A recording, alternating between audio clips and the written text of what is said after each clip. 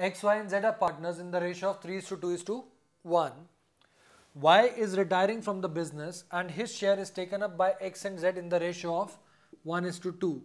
So students, in this case, the gaining ratio of X and Z is 1:2. Now students, let us calculate the gain of X. So X's gain would be 1/3, that is his share out of gaining ratio, of Y's share. Y's share is 2/6. That means 2/18th. So X's new share is equal to his old share plus gain. That is the amount that he has gained from retiring partner Y. So the share of, that is old share of X is 3/6 and the gain is 2/18.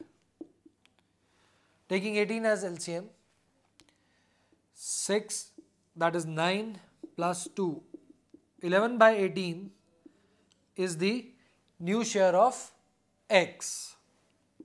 Similarly students, Y's gain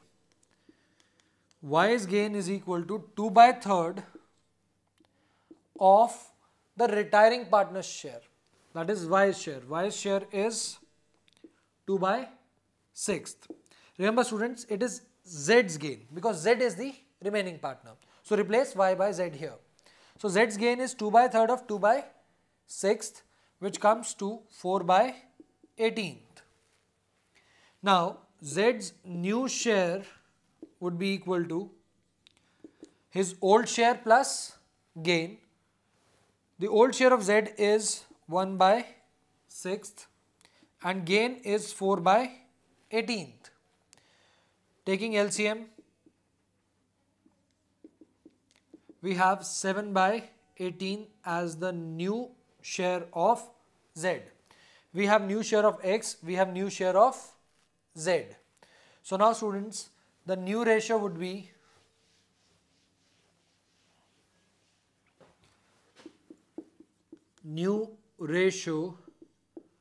of X and Z would be 11/18 is to 7/18, which is equal to 11:7.